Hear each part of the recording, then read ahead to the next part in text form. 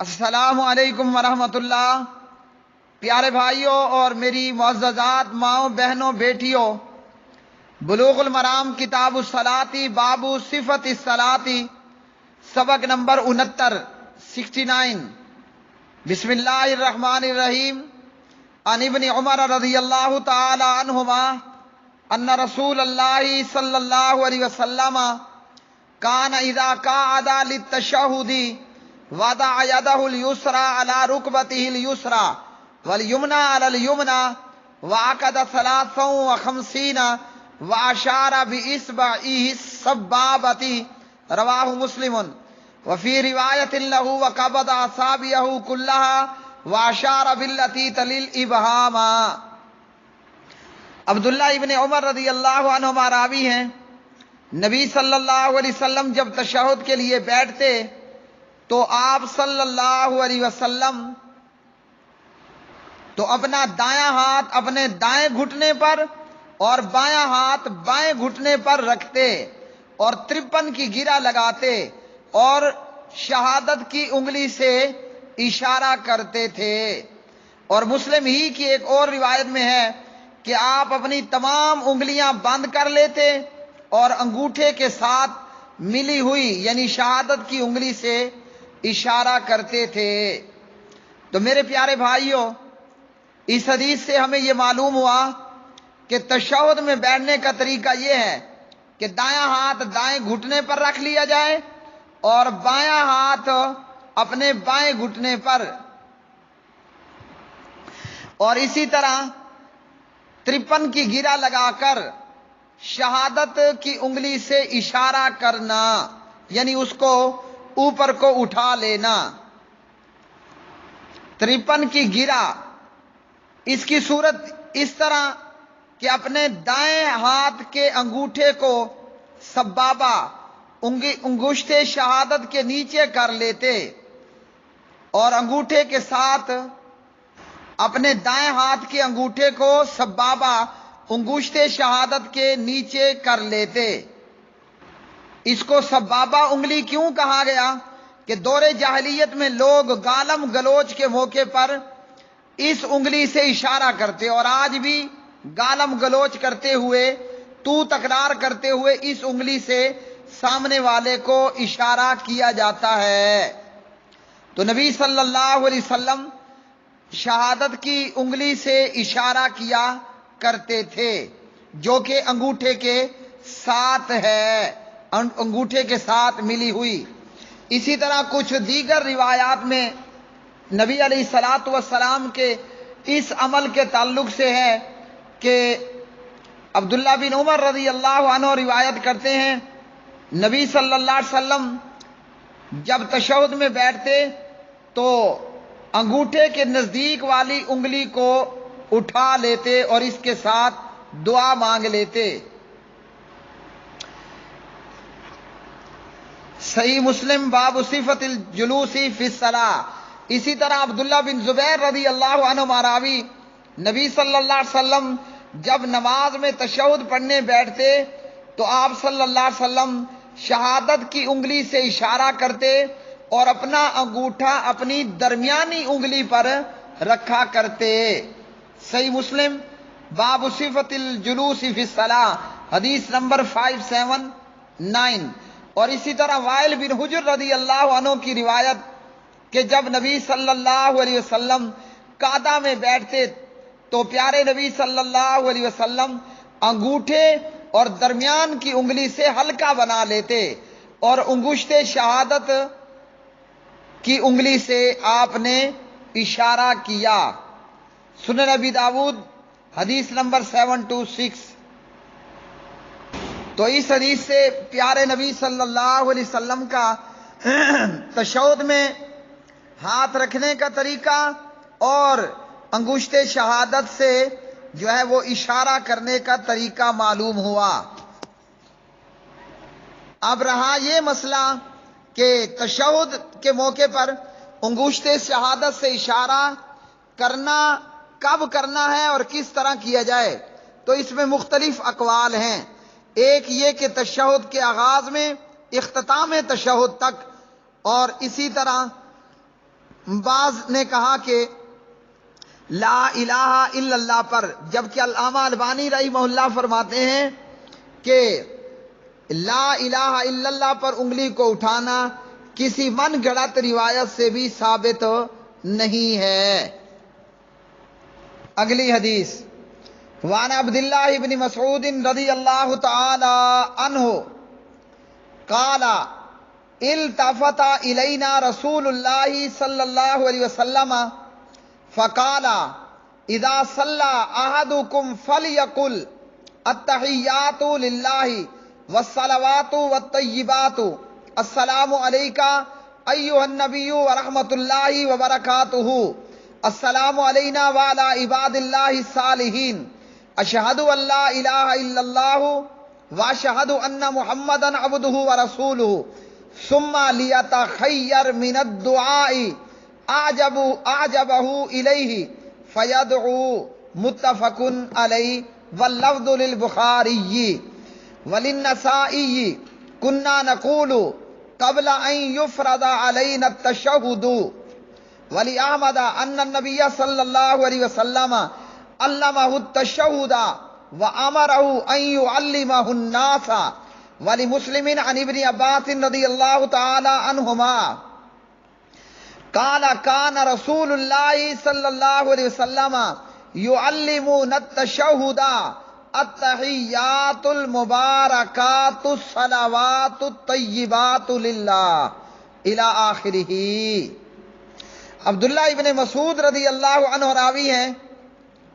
فرماتے ہیں کہ نبی صلی اللہ علیہ وسلم ہماری طرف متوجہ ہوئے اور آپ صلی اللہ علیہ وسلم نے فرمایا جب تم میں سے کوئی شخص نماز پڑھے تو تشہد میں یوں کہے، یعنی تشہد التحیات اس طرح کہنا ہے، التحیات للہ،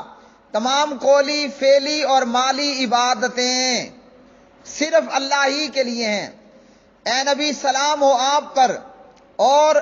اللہ کی رحمت اور اس کی برکتیں ہوں، سلام ہو ہم پر اور اللہ کے نیک بندوں پر،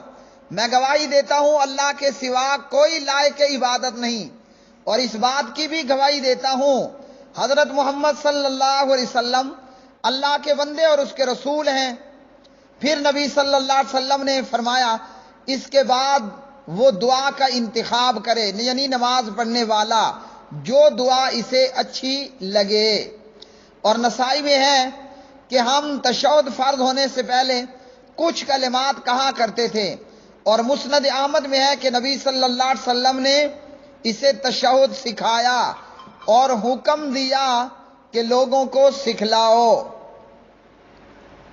اور مسلم میں جناب ابن عباس رضی اللہ تعالی عنہ سے مروی ہے کہ نبی صلی اللہ علیہ وسلم ہمیں یوں تشہد سکھایا کرتے تھے، التحیات المبارکات الصلوات۔ تو میرے پیارے بھائیوں، اس حدیث سے یہ معلوم ہوا کہ پیارے نبی علیہ الصلاۃ والسلام نے باقاعدہ تشہد کا پڑھنا سکھلایا۔ بے شمار دفعہ گروپوں کے اندر یہ سوال آیا کہ التحیات کا پس منظر کہ نبی علیہ السلام معراج پر گئے اور یہ کلمات کہے، تو اس کا جواب یہ ہے کہ ہمیں اس تعلق سے ایسا کچھ معلوم نہیں ہے۔ نبی علیہ السلام نے باقاعدہ تشہد سکھایا اور حکم فرمایا کہ باقی لوگوں کو بھی یوں تشہد پڑھنا سکھا دیا جائے۔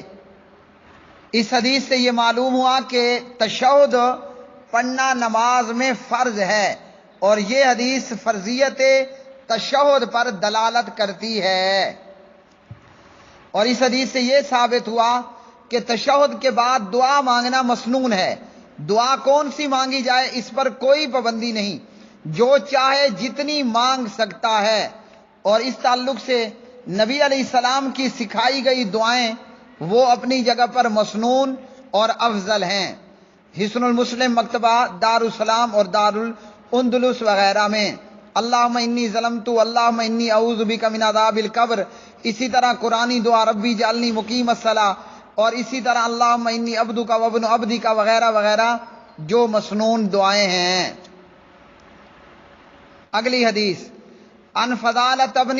عبید رضی اللہ تعالی عنہ قال سمع رسول اللہ صلی اللہ علیہ وسلم رجلا يدعو في صلاته ولم يحمد الله ولم يصلي على النبي فقال صلى الله عليه وسلم اجل هذا ثم دعاه فقال اذا صلى احدكم فليبدأ بتحميد ربه والثناء عليه ثم يصلي على النبي صلى الله عليه وسلم ثم يدعو بما شاء رواه احمد والثلاثة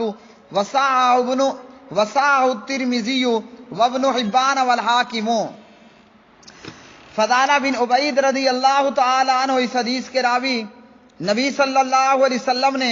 ایک آدمی کو اپنی نماز میں دعا کرتے ہوئے سنا تو نبی اور اس آدمی نے نہ تو اللہ کی حمد و ثنا بیان کی نہ نبی علیہ السلام پر درود پڑھا۔ آپ نے فرمایا اس نے جلدی کی۔ پھر نبی صلی اللہ علیہ وسلم نے اس کو اپنے پاس بلایا اور کہا تم میں سے جب کوئی دعا مانگنے لگے تو چاہیے کہ پہلے رب العالمین کی حمد و ثنا بیان کرے، پھر نبی علیہ السلام پر دعا کرے، پھر اس کے بعد جو چاہے وہ دعا مانگے۔ اس حدیث سے یہ معلوم ہوا کہ دعا جلدی جلدی نہیں کرنی چاہیے۔ دعا تو نام ہی عجز و انکساری اور اظہار تذلل کا ہے، اس لیے جب دعا کی جائے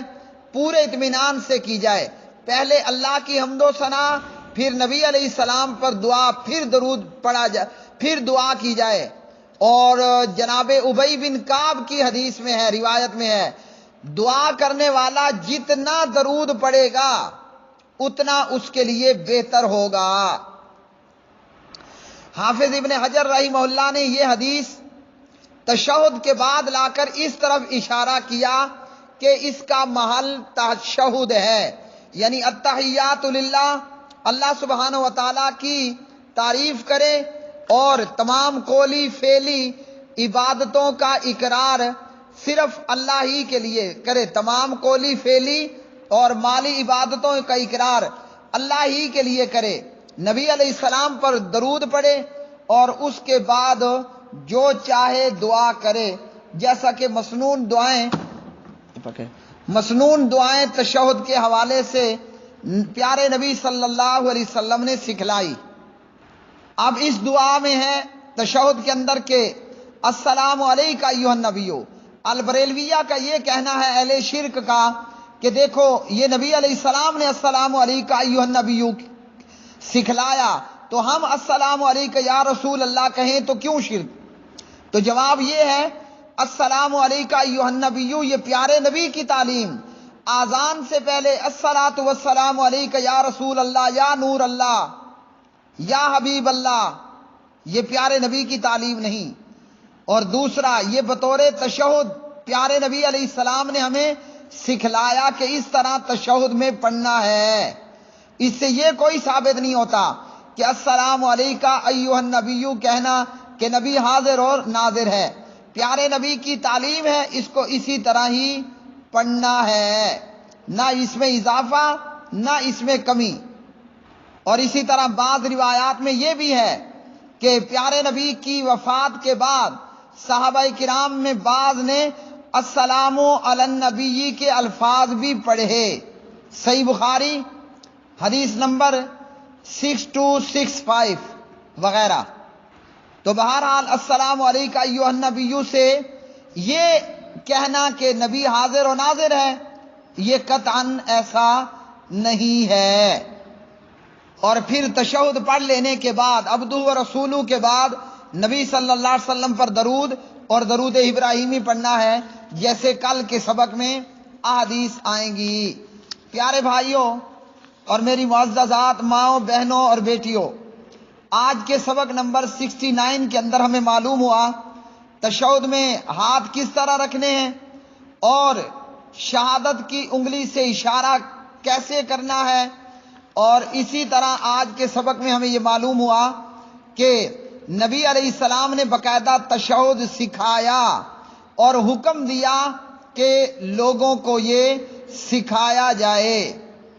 دیگر لوگوں کو بھی یہ سکھایا جائے۔ اور وہ ہے التحیات للہ والصلوات، اور اسی طرح پہلے حمد و ثنا بیان کرنی ہے اللہ کی، پھر اس کے بعد نبی علیہ السلام پر درود، اور پھر دعا کرنی ہے۔ اور یہی چیز جو ہے وہ نماز کے علاوہ میں بھی، کہ دعا مانگنے والا دعا میں حمد و ثنا، درود و سلام، پھر دعا، اور جتنا درود و سلام پڑھے گا اتنا قبولیت زیادہ ہوگی۔ اللہ سبحانہ و تعالیٰ سے دعا ہے کہ پیارے نبی علیہ الصلاۃ والسلام کی احادیث کو بیان کرنے اور سمجھنے سمجھانے اور عمل پیرا ہونے کی توفیق عطا فرمائے۔ اس محنت کے بدلے اللہ پاک پروردگار مستوی علی العرش ہم سے راضی ہو، دنیا آخرت کی بھلائیاں اللہ ہمیں عطا فرمائے، اور دنیا آخرت کی شر سے اور شیطان کے شر سے اور برے لوگوں کے شر سے اللہ رب العالمین ہمیں محفوظ فرمائے۔ اللہ ہماری زندگیوں کو، ہمارے جسموں کو، ہماری روحوں کو حدیث رسول صلی اللہ علیہ وسلم بیان کرنے کی بدولت تر و تازہ اور شاداب اور آباد فرمائے۔ وآخر دعوانا ان الحمد للہ رب العالمین۔